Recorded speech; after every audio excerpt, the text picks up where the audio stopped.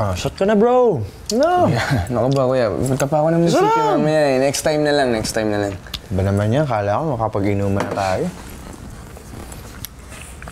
Kuya, magpapasalamat nga pala si Inay sa mga tulong mo.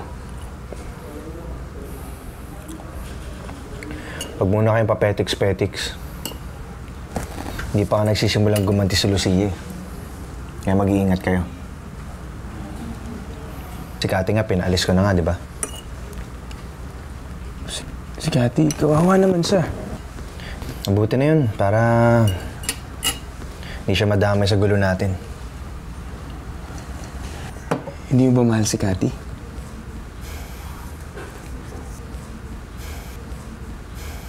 Masyado pang bata yun si Cathy. Marami pang pwede magmahal dun. Nga pala, mamayang gabi, magkakaroon ng malaking shipment ng drugs. Maraming tauhan ang gagamitin ni Lucia para hindi pumalpak to. Makikipagpatayan sila para dito. Kapag pumalpak sila dito, siguradong pilay na business nila. Governor, gusto kitang i-congratulate sa lahat ng na itutulong mo sa probinsya. Sarcastic ka ba? Alam ko naman kung sino ang nasa likod nito. Wala akong kinalaman sa lahat ng illegal na transaksyon na nangyayari sa opisina ko. Nagamit din ako at huli na nung nalaman ko. Talaga? Mabait din naman ako. Alam mo naman yun. I was first a good public servant. Pero nakain lang ako ng sistema at ng ambisyon. At gusto kong ibalik ang lahat ng ito. Mabuti naman kung ganon. May parating na droga dito sa atin. Mga alas 7 ng gabi ang dating. Galing na Maynila. Sakay ito ng isang ambulansya. Sa boundary pa lang. Salubungin niya na. Paano mo nalaman? Hindi man ako sumasawsaw. Naamoy ko pa rin naman ang ganito mga bagay. Maraming salamat, Pepe. Mag-iingat ka rin sana, Elena.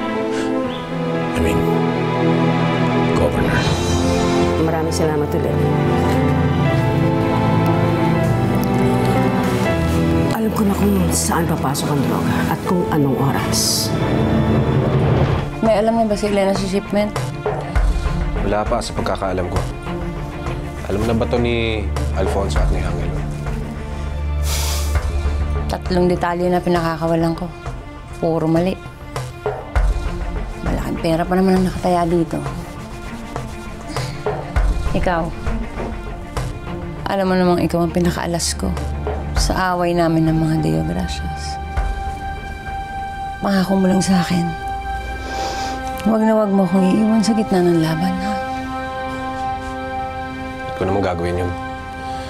Eh baka mamaya ako nga ilaglag mo dyan pag nagkataon eh. Lucia, ilang beses na nakita kung paano ka manglaglag. Huwag na huwag mong gagawin sa akin yun.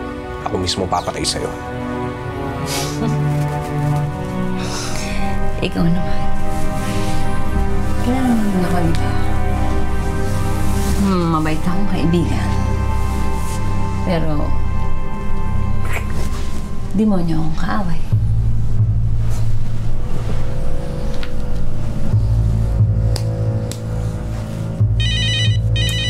Huwag mo na sagutin yan. Istorbo lang yun eh. Ka na. Inay, delikado pag sumama pa kayo. Lalo't wala na si Saldi, oh. Kaya nga tinatawagan ko eh. Ang sabi ni Kuya Alfonso, palaban niyo mga yun. Kaya Nay, huwag na po kayong sumama.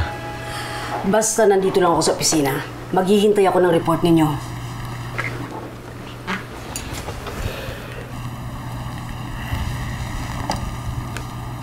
Resty, manda kayo. Tuloy ang operation natin. Angelo, mag-iingat ka, ha?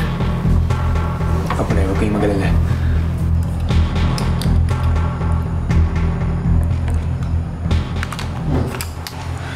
Ay, ma'am, good evening po. Bok. Sige.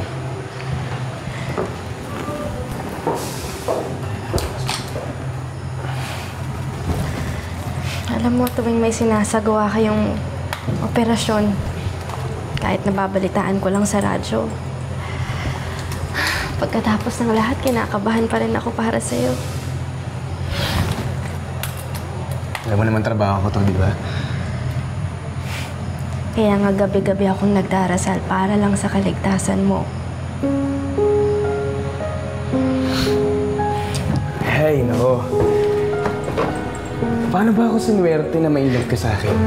Ha? Yun nga rin ang tanong ko sa sarili ko eh.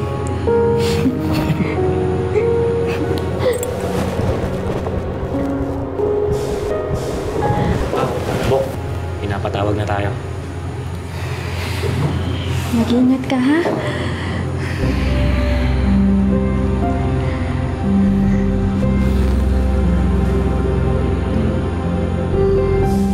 Para sa'yo.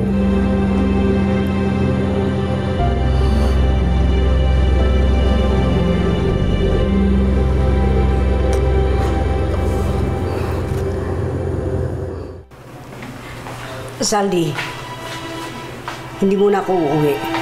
May operasyon tayo ngayon. Ho?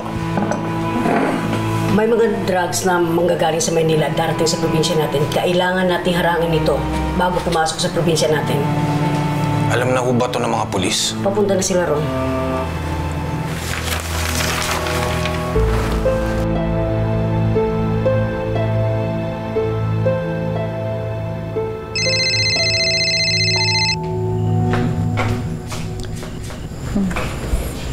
Ano? Lucia, nalaman nila ang tamang plano? Ha? Paano? Hindi ko alam. Papunta na nga mga pulis doon eh. Pigilan mo nga mga tao mo. Susubukan ko. Punyeta. Paano nila nalaman? Baka kay Alfonso na naman. Hindi. Posible yun. Sige na. Kararating mo lang.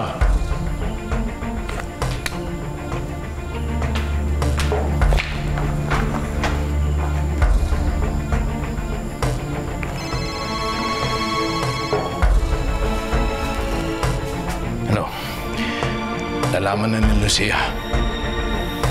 Baka baguhin ang plano. Unahan niyo na.